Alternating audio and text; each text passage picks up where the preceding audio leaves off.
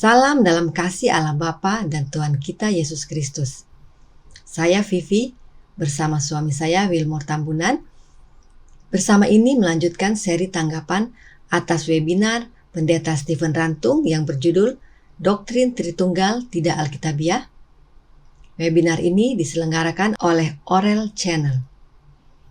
Dalam tanggapan kedua ini, kita akan belajar penjelasan Alkitab sehubungan dengan ayat Kejadian 1 ayat 2 yang akan dijelaskan oleh suami saya, Wilmore Tambunan.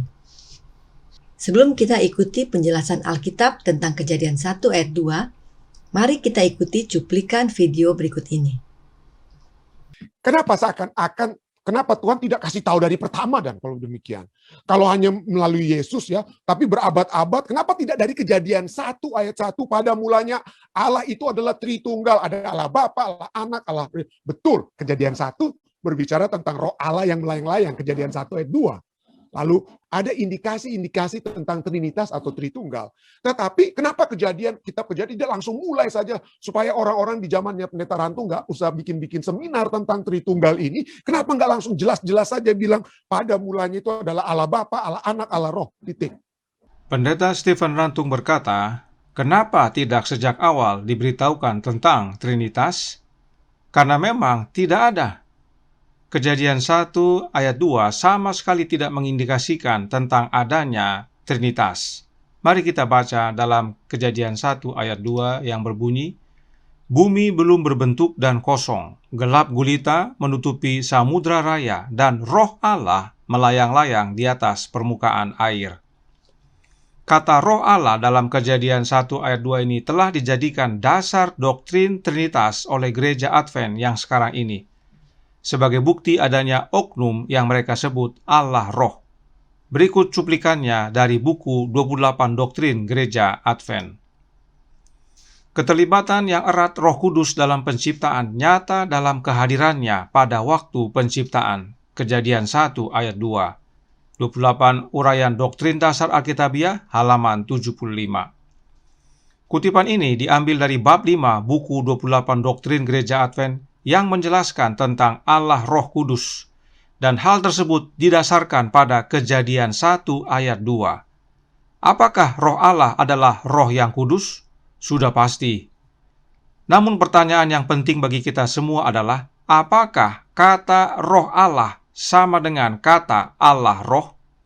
Ingat nasihat Roh Nubuat dalam tanggapan yang pertama, bahwa kita harus baca yang tertulis. Yang tertulis adalah Roh Allah. Karenanya, yang perlu kita baca adalah kata Roh Allah. Kata Allah Roh tidak tertulis di dalam Alkitab. Perhatikan nasihat berikut ini dalam Darkness Before Dawn, halaman 7, paragraf 4, yang berbunyi, seluruh Alkitab harus diberikan kepada orang-orang sebagaimana itu dibaca.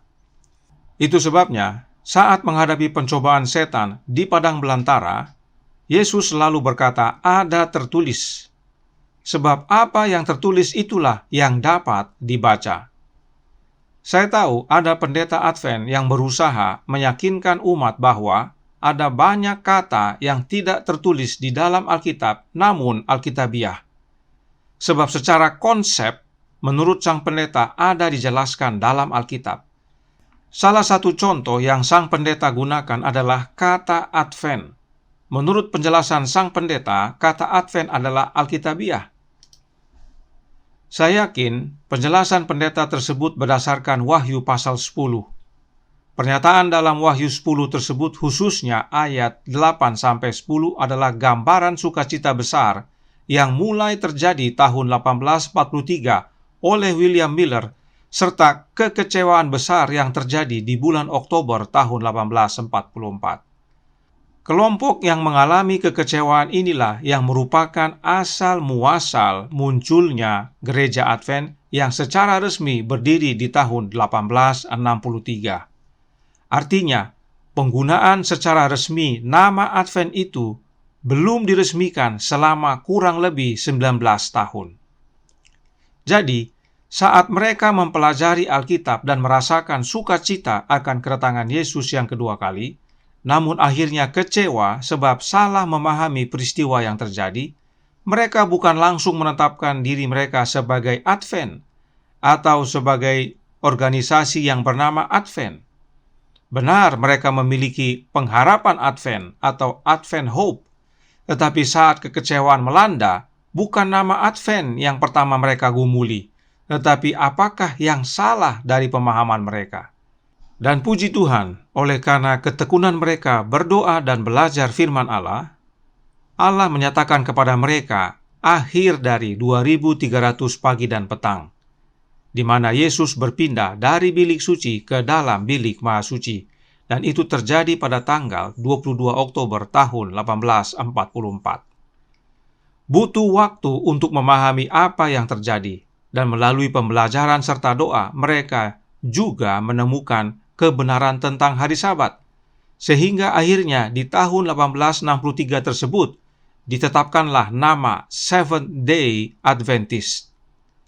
Ini penting dipahami sebab yang tertulis dalam Alkitab adalah Wahyu 10 ayat 9, "Ambillah dan makanlah dia, ia akan membuat perutmu terasa pahit, tetapi di dalam mulutmu ia akan terasa manis seperti madu." Ayat ini digenapi tahun 1844 oleh sebuah kelompok tanpa nama resmi. Apakah makna semuanya ini? Maknanya jangan bandingkan apel dengan jeruk. Bandingkan apel dengan apel.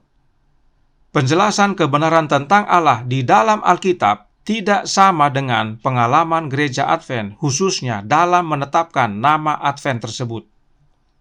Tentang Allah, Alkitab dengan jelas menyatakan namanya dan jumlahnya, karena Alkitab dengan jelas menuliskannya sehingga dapat dibaca. Lihat tanggapan yang pertama. Bukan suatu konsep yang ratusan tahun kemudian manusia buat. Sementara kata Advent itu sendiri perlu waktu untuk ditetapkan dan disepakati bersama, sebab mereka perlu nama resmi untuk didaftarkan sebagai organisasi. Jadi jangan gunakan alibi bahwa meski tidak tertulis namun secara konsep Alkitabiah. Ingat, Yesus selalu berkata ada tertulis dalam menyatakan kebenaran dan atau mengutip yang tertulis dalam Alkitab. Yesus tidak pernah berkata ada konsep. Kembali kepada Roh Allah dalam Kejadian 1 ayat 2. Apakah makna Roh Allah ini? Dalam mempelajari Alkitab, Roh Nubuat menasihatkan dalam manuskrip 105 tahun 1906 paragraf 28.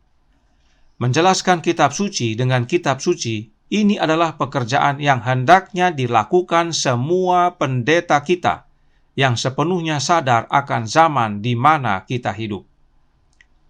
Artinya, Alkitab itu menjelaskan dirinya sendiri. Inilah yang harusnya dilakukan oleh semua pendeta gereja Advent. Pernyataan Roh Allah sama dengan Allah Roh yang diajarkan oleh pendeta gereja Advent bukan dari Alkitab, tetapi karangan manusia untuk mendukung filsafatnya. Mari kita buka buku Ayub dalam Ayub 27 ayat 3 yang berkata, "Selama nafasku masih ada padaku dan Roh Allah masih di dalam lubang hidungku." Ayub menyamakan nafas dengan roh. Jadi nafas itu sama dengan roh, sebab memang kita hidup oleh karena nafas kehidupan yang dari Allah. Kemudian Mazmur berkata dalam Mazmur 33 ayat 6, "Oleh firman Tuhan langit telah dijadikan, oleh nafas dari mulutnya segala tentaranya." Perhatikan, oleh firman Tuhan langit telah dijadikan, dan oleh nafas dari mulut Tuhan segala tentara langit dijadikan.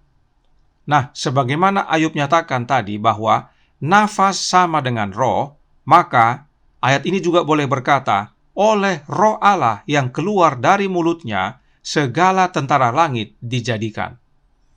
Karenanya tidak heran Ayub berkata dalam Ayub 33 ayat 4, "Roh Allah telah membuat aku, dan nafas yang maha kuasa membuat aku hidup." Jelas dalam ayat ini, Ayub menyaksikan bahwa Roh Allah, yaitu rohnya Allah itu sendiri, milik Allah yang telah menjadikan Ayub. Dan roh tersebut bukanlah oknum yang lain. Roh itu adalah nafasnya Allah itu sendiri, sebab Allah menciptakan oleh firman-Nya. Dan sebagai informasi tambahan, kata roh dalam Kejadian 1 ayat 2, Ayub 27 ayat 3, dan Ayub 33 ayat 4 berasal dari kata Ibrani yang sama, yaitu ruah, yang artinya angin, nafas, pikiran, dan roh. Itu sebabnya dalam Mazmur 33 ayat 6, kata ruah diterjemahkan menjadi nafas. Karena nafas dan roh adalah sama, dan itulah yang dinyatakan dalam Ayub 27 ayat 3. Meski kata nafas dalam ayat itu bukan dari kata ruah, tetapi neshamah, namun pada dasarnya kata roh sama dengan nafas. Jadi semakin jelas bahwa roh itu bukan orang lain, tetapi roh milik Allah itu sendiri, nafas Allah itu sendiri. Itulah kuasa yang menciptakan. Karenanya, Kejadian 1 ayat 2 sama sekali tidak mengajarkan tentang adanya Allah roh, sebagaimana yang gereja Advent sekarang ini nyatakan. Dan sama sekali tidak menyatakan tentang Trinitas. Nah, mungkin ada orang yang berkata, kata Allah dalam Kejadian 1 ayat 2 diterjemahkan dari kata Elohim, yang adalah bentuk jamak. Baik, tapi kita akan bahas kata Elohim tersebut dalam sesi berikutnya. Kembali kepada pertanyaan Pendeta Stephen Rantung. Kenapa tidak dari awal? Kenapa tidak dari Kejadian 1 ayat 1 langsung dinyatakan tentang Trinitas? Kenapa? Karena memang tidak ada Trinitas. Di dalam Alkitab yang menciptakan adalah Allah Bapa dan Anaknya. Ibrani 1 ayat 2 berkata, maka pada zaman akhir ini ia telah berbicara kepada kita dengan perantaran Anaknya yang telah ia tetapkan sebagai yang berhak menerima segala yang ada. Oleh Dia, yaitu Yesus, Allah, yaitu Bapa, telah menjadikan alam semesta. Jelas sekali bahwa Allah yaitu Bapa menjadikan alam semesta melalui Anaknya Yesus Kristus. Kemudian, Kolose 1 ayat 15 dan 16.